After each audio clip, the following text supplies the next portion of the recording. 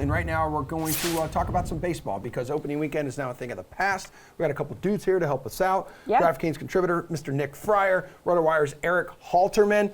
Good to see you guys. And I do understand that it's like a little early, but what was your biggest takeaway from this past weekend, Friar? Like, was there a team that stood out to you for a good reason? Or was there a team that you're just like, that was disgusting? Yeah, I mean, when you look at the Mets, I know they're going up against the Nationals, and we don't really expect a whole heck of a lot from them this season. I mean, the Mets went 3-1. It's kind of a big deal for them. The thing that I find funny, too, is like Buck Showalter. We've seen him turn around organizations before where they've kind of been struggling. It's happened to him quite a few times in the past, and then in some of those instances, that team has gone on to experience even more success after he leaves. So I'm wondering if this is going to be like the perfect marriage between him and the Mets, and maybe they actually get it together. Not necessarily this year, but at some point. And I do like seeing kind of what happened with them over the weekend where the Nationals were hitting too many of their guys and they clapped back pretty hard, led by Showalter in that effort. The other one, too, is the West Coast Yankees went 1-2 against the Rockies to open things up. So love seeing that. Dude, also, like, Erik, Major League Baseball's bad teams, they're, like, really bad. Yeah. Arizona and then what Baltimore did against the Rays, like, two disgusting performances. Yeah, I don't think the Orioles really ever win games against the Rays, though, Yeah. so probably shouldn't have surprised us there, but they may be on pace for definitely one of the lowest win totals we've seen, given how good the rest of that division is. The main thing I guess we could do is adjust the Guardians' win total up to about 3,000, maybe 4,000, because they've got apparently the second coming of Tony Gwynn on their team and Stephen Kwan.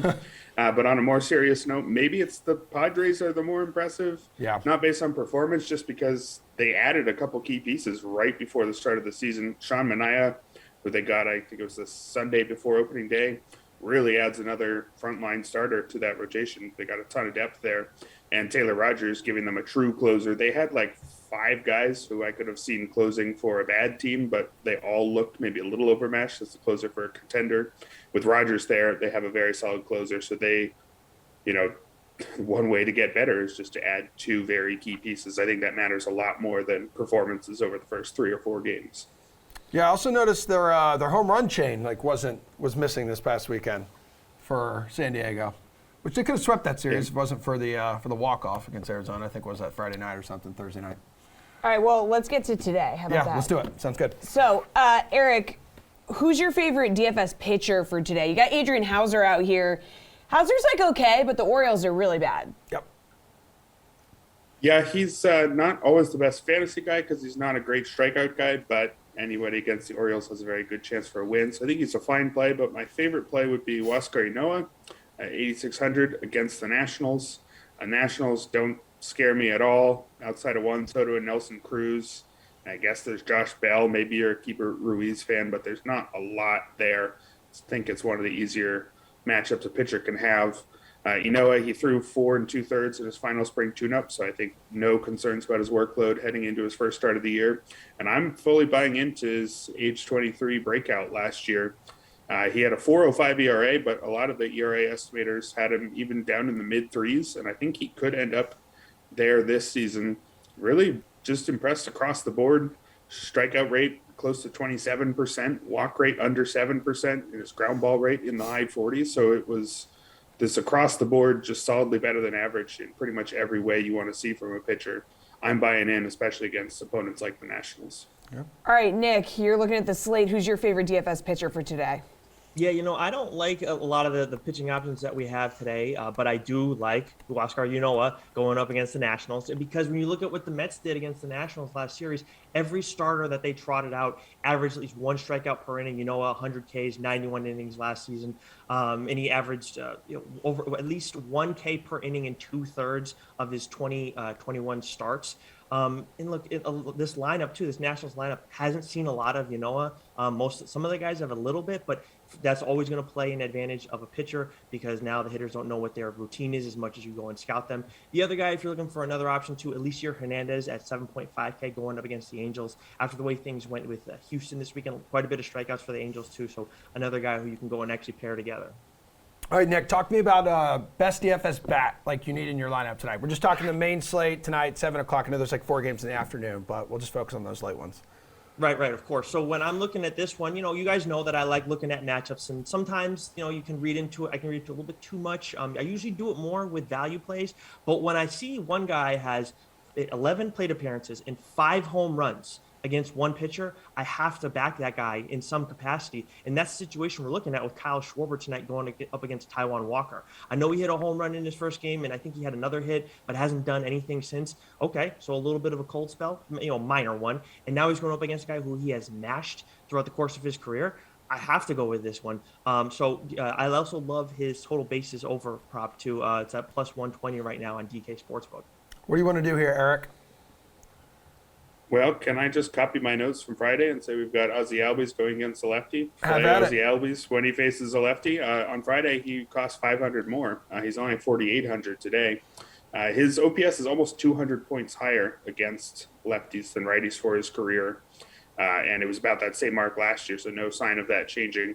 And it's really his strikeout rate.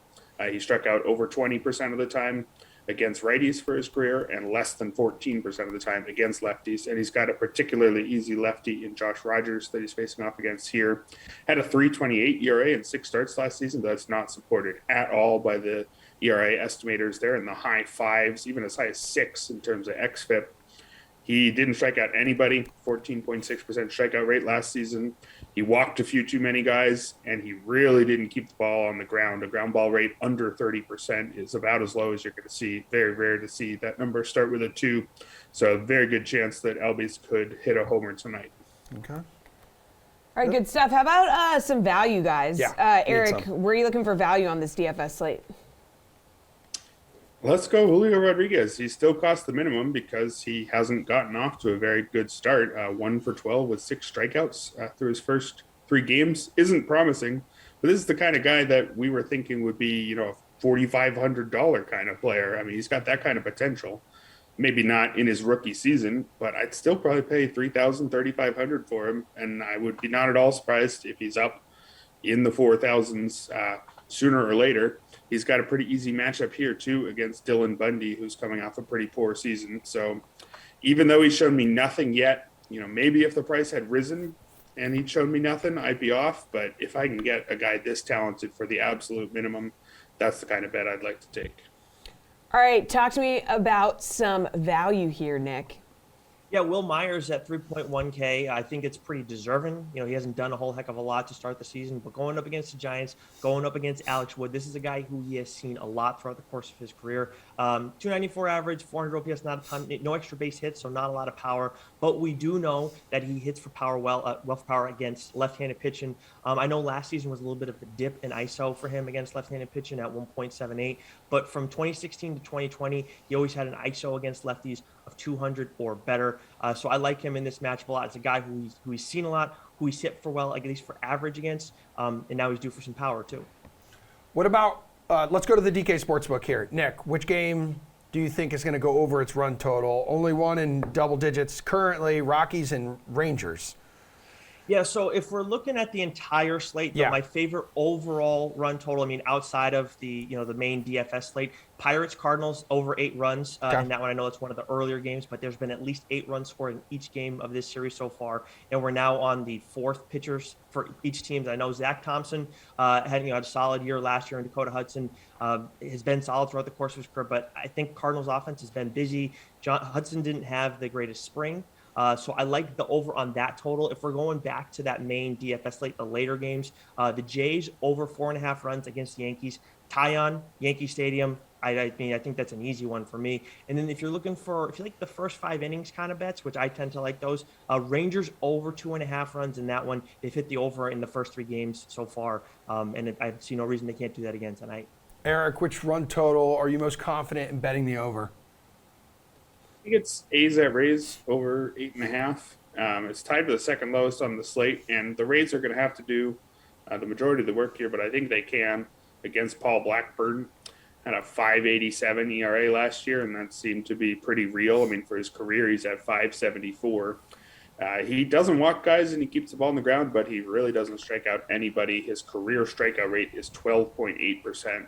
So I think the Rays will be getting plenty of hits here.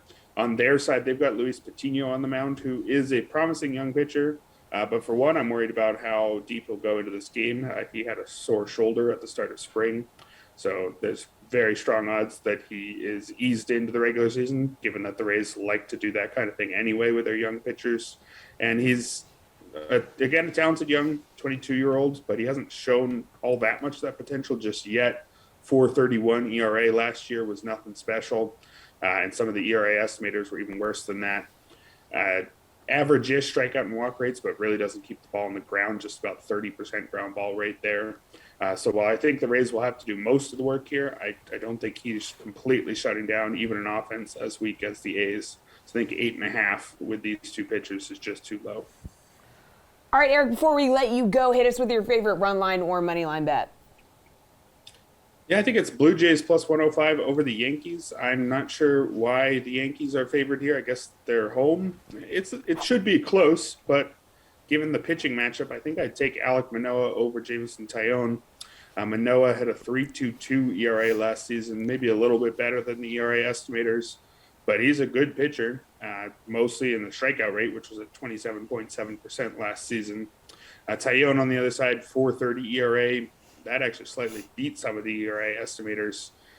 He was average-ish in strikeouts, didn't walk too many guys, but didn't keep the ball on the ground well, which could be a problem at Yankee Stadium, especially against a lineup as good as the Blue Jays. I'd say these lineups are pretty close to a wash, so all of my Blue Jays lean here comes from Manoah.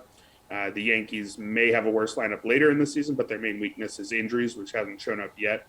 But even if we call that a wash, I think with Manoah over Taillon, I think it should be, if anything, a slight favor to the Blue Jays. All right, Nick, where are you going for your favorite run line or money line bet?